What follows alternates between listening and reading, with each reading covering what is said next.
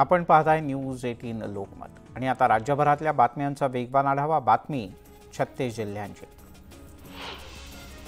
पंतप्रधान नरेंद्र मोदी यांनी उद्योगपतींचं 16 लाख कोटी रुपयांचं कर्ज माफ केलं, पण शेतकऱ्यांचा 1 रुपया सुद्धा कर्जमाफी केली नाही असा गंभीर आरोप राहुल गांधी यांनी केला आहे. राहुल गांधी यांनी भारत जोडो न्याय यात्रा नंदुरबारमध्ये दाखल झाली. यावेळेला त्यांनी मोदी सरकारवर जोरदार निशाणा साधला.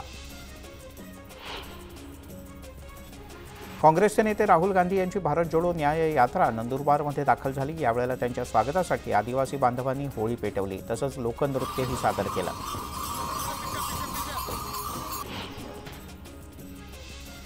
लोकसभा निवडणुकीच्या तोंडावर काँग्रेसचे नेते खासदार राहुल गांधी यांची भारत जोडो न्याय यात्रा राज्यात दाखल झाली आहे. नंदुरबारपासून सुरुवात झाल्यानंतर ही यात्रा उद्याला धुळ्यात दाखल होणार आहे. या निमित्तानं काँग्रेसनं जय्यत तयारी केली आहे. महाराष्ट्रात काँग्रेसला आणखीन एक धक्का बसणार आहे. राहुल गांधी महाराष्ट्रात असतानाच माजी मंत्री पद्माकर वळवी यांनी काँग्रेसला रामराम करायचं ठरवलंय. वळवी बुधवारी भारतीय जनता पक्षात प्रवेश करतील. मोदींना तुमच्या समस्या सोडवायच्या नाहीत, त्यांना 400च्या वर जागा हवेत, त्या आधारे त्यांना देशाची घटना बदलायची असा आरोप उद्धव ठाकरे यांनी केला. घटना बदलल्यानंतर असे काही निर्णय होतील की निवडणुकाच होणार नाहीत, असे उद्धव ठाकरे यांनी म्हटलं. महाराष्ट्र नवनिर्माण सेनेचे पुण्यातले बडे नेते वसंत मोरे यांनी मनसेला अखेरचा जय महाराष्ट्र केला. मी एकनिष्ठ राहिलो, पण माझ्या सहनशक्तीचा कडेलोट झाला. मनसेची ताकद असतानाही खासदारकी लढू दिली जात नसल्याचा आरोप त्यांनी केलाय. नवनीत राणा या बिगेस्ट फ्रॉड असल्याचा आरोप प्रकाश आंबेडकर यांनी केला. राणांचं जात प्रमाणपत्र हे बोगस असून काही दिवसातच त्याचा निकाल सर्वोच्च न्यायालयात लागेल, त्यामुळे त्यांची जेलमध्ये जाण्याची त्यांनी तयारी ठेवावी, असं प्रकाश आंबेडकर यांनी म्हटलंय. नवनीत राणा यांच्या जात प्रमाणपत्राच्या संदर्भात कोर्टाकडे आम्ही 300 वर्ष जुनी कागदपत्र दिलेत. त्यानंतर कोर्टाचा जो आदेश येईल तो आम्हाला मान्य असेल, असं रवी राणा यांनी म्हटलंय. प्रकाश आंबेडकर आमच्यासाठी आदरणीय असून आमचं काही चुकल्यास त्यांना कान पकडण्याचा अधिकार असल्याचंही त्यांनी नमूद केलं. पुढच्या 2 दिवसात महायुतीचं जागावाटप निश्चित होईल. मुख्यमंत्री जागावाटपावर चर्चा करण्यासाठी दिल्लीला जातील, असं संजय शिरसाट म्हणाले. आम्हाला सन्मानजनक जागा मिळतील. मागच्या वेळेला आम्ही 22 जागा लढवल्या होत्या, तेवढ्या जागा मिळाव्यात अशी मागणी असल्याचंही त्यांनी नमूद केलं. सत्तेमध्ये असलेलं सरकार हे टोपी घालू सरकार असल्याची टीका राष्ट्रवादी काँग्रेसच्या राज्यसभा सदस्य फौजिया खान यांनी केली आहे. आरक्षणाच्या संदर्भात मराठा असो, धनगर असो किंवा लिंगायत समाज असो, सगळ्यांना फक्त चॉकलेट दिलं जात असल्याचा टोला त्यांनी लगावला. बारामती लोकसभा निवडणुकीच्या अनुषंगानं राष्ट्रवादी काँग्रेसचं पहिलं कार्यालय बारामती तालुक्यातल्या पंढरे इथे सुरू झालं. बारामती टेक्स्टाईल पार्कच्या अध्यक्षा सुनेत्रा पवार यांच्या हस्ते या कार्यालयाचं उद्घाटन करण्यात आलं. दौंड तालुक्यातील पाटसमध्ये जागतिक महिला दिनाच्या निमित्तानं कर्तृत्ववान महिलांचा सन्मान करण्यात आला. यावेळेला सुनेत्रा पवार या प्रमुख पाहुण्या म्हणून उपस्थित होत्या. दौंडसारख्या ठिकाणी महिलांसाठी रोजगार आणण्याकरता प्रयत्न करणार असल्याचं त्यांनी यावेळी नमूद केलं.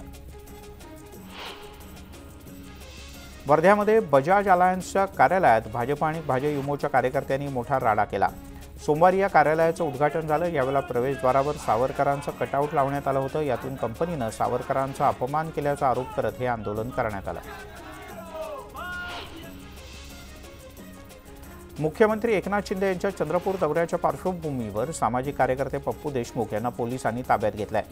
600 कोटी रुपयांच्या नव्या मलनिस्सारण योजनेचं भूमिपूजन करण्यासाठी मुख्यमंत्री चंद्रपुरात येणार आहेत. मात्र त्याआधीची 100 कोटीची योजना का फसली असा प्रश्न करत हा कार्यक्रम होऊ न देण्याचा इशारा देशमुख यांनी दिला होता. पंढरपुरातील विठ्ठलाच्या मूर्तीचं संवर्धन करण्यासाठी गर्भगृहातील ग्रॅनाइट फरशी काढण्याचा निर्णय घेण्यात आला. तसंच संवर्धन मूर्ती संरक्षणासाठी बुलेटप्रूफ काचेचं संरक्षण कवच सुद्धा निर्माण केलं जाणार आहे. या कामासाठी पुढचे 45 दिवस भाविकांना विठ्ठलाचं केवळ मुखदर्शन घेता येईल. मिरज रेल्वे स्टेशन इथे पुणे मिरज लोंढा या 450 किलोमीटर अंतराच्या दुहेरीकरणाच्या मार्गाचं पंतप्रधान नरेंद्र मोदी यांच्या उपस्थितीत उद्घाटन पार पडलं. या आधुनिकीकरणामुळे सांगली, कोल्हापूर आणि कर्नाटकच्या प्रवाशांना आरामदायी प्रवासाबरोबरच वेळेची सुद्धा मोठी बचत होणार आहे. वर्धा ते बल्लारशा या तिसऱ्या मार्गिकेचं पंतप्रधान मोदी यांच्या उपस्थितीत व्हिडिओ कॉन्फरन्सिंगच्या माध्यमातून लोकार्पण करण्यात आलं। नागपूर बल्लारशा ही तिसरी लाईन केल्यानं या मार्गावरच्या मालवाहतुकीचं लोड कमी होऊन आधीच्या लाईनवर असलेली गाड्यांची गर्दी कमी व्हायला मोठी मदत होईल। 7व्या वेतन आयोगाच्या सेवानिवृत्तीचा फरक मिळावा यासाठी पीएमसीचे सेवानिवृत्त कर्मचारी गेले अनेक दिवस चक्री उपोषणाला बसलेत, पण पालिका आयुक्तांनी चर्चेला सुद्धा बोलवलं नाही असा आरोप आंदोलकांनी केला आहे। लातूर जिल्ह्यातल्या निलंगा इथे कोर्टाच्या आवारात कोयता घेऊन फिरणाऱ्या एका तरुणाला पोलिसांनी ताब्यात घेतलं। अविनाश बालाजी कांबळे असं ताब्यात घेण्यात आलेल्या तरुणाचं नाव असून 2 हातात 2 कोयते घेऊन निलंगा कोर्टाच्या आवारात हा तरुण दहशत पसरवण्याचा प्रयत्न करत फिरत होता। मुंबई अहमदाबाद राष्ट्रीय महामार्गावर पालघरमधील दापचरी इथे 1 कोटीपेक्षा अधिक रुपयांची परदेशी दारू जप्त करण्यात आली। दमण आणि दादरा नगर हवेलीतून अवैधरित्या ही दारू राज्यात विक्रीसाठी आणली जात असताना ही कारवाई करण्यात आली।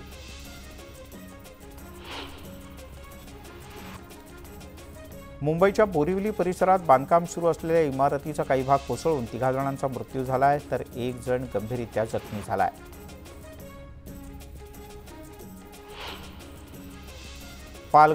पालघरमध्ये जलजीवन मिशनच्या साठवून ठेवलेल्या पाईपना भीषण आग लागली। या आगीमध्ये लाखो रुपयांचे पाईप जळून खाक झालेत।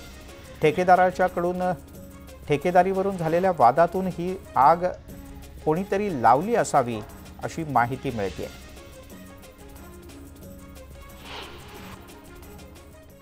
आणि एक ब्रेकिंग न्यूज हाती येते अमरावतीमधून। अमरावतीच्या पांढरी खानापूरमधील प्रवेशाचा वाद पेटण्याची शक्यता आहे, कारण ग्रामसभेमध्ये घेतलेल्या प्रवेशद्वाराचा ठराव हा सर्वानुमते रद्द करण्यात आला आहे। या संदर्भात विशेष ग्रामसभा बोलावण्यात आली होती, त्यात प्रवेशद्वार उभारण्याचा ठरावच रद्द करण्यात आला, पण यावरून पुन्हा एकदा वाद निर्माण होऊ शकतो।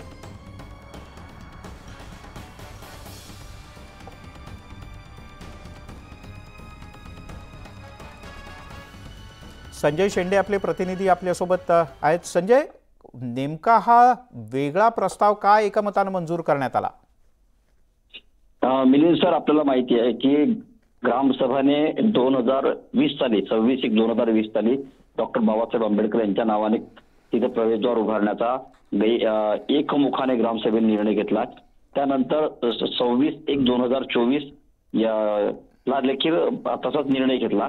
त्यासाठी गावकऱ्यांनी पैसे देखील जमा केले। जवळपास ग्रामसभेमध्ये ठराव होऊन 5 लाख रुपये फंड जमा करण्यात आला।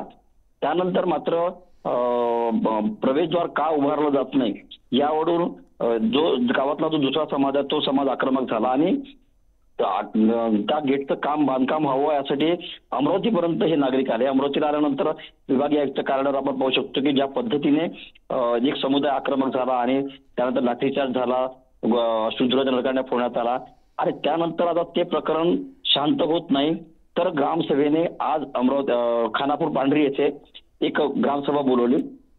ज्यावेळी गावातील बहुतांश जो दलित समुदाय हा तो गावाच्या बाहेर आहे, असं असताना त्यांनी ग्रामसभा बोलवली आणि ग्रामसभेमध्ये एकमताने हा निर्णय घेण्यात आला की आता या गावामध्ये कुठल्याही प्रकारचं प्रवेशद्वार उभारण्यात येऊ नये आणि जे 2 निर्णय घेण्यात आले होते, जे 2 ठराव घेण्यात आले होते, ते दोन्ही ठराव जे आहेत ते दोन्ही ठरावाला रद्द करण्यात आलेले आहे। त्यामुळे आता ग्रामसभेने असा निर्णय घेतला की यानंतर पांढरी गावात कुठल्याही प्रकारचं प्रवेशद्वार उभारण्यात येऊ नये। त्यामुळे एकीकडे दलित समुदायाचा तो मोठ्या प्रमाणात गावाच्या बाहेर आहे, अजूनही तो गावामध्ये शिरलेला नाही आहे।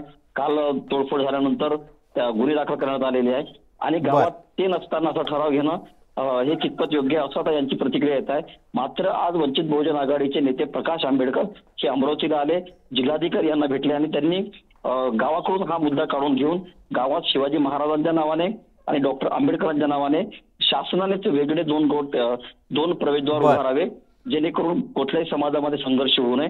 आणि आता खरं तर दोन्ही समाजामध्ये जी मन दुभंगलेली आहे, हे दोन्ही समाज मन जोडण्याची गरज आहे। यासाठी दलित समाजामधील आणि बहुजन समाजामधील जे सगळे नेते आहे आणि कार्यकर्ते आहेत यांनी आता गावागावामध्ये जाऊन त्या ठिकाणी मिटिंगा घ्याव्या आणि दोन्ही समाज एकत्र कसं होईल याकडे आता पाहण्यासाठी प्रकाश आंबेडकरांनी कार्यकर्त्यांना सूचना दिलेल्या आहेत। तुर्तास धन्यवाद संजय या सगळ्या माहितीबद्दल।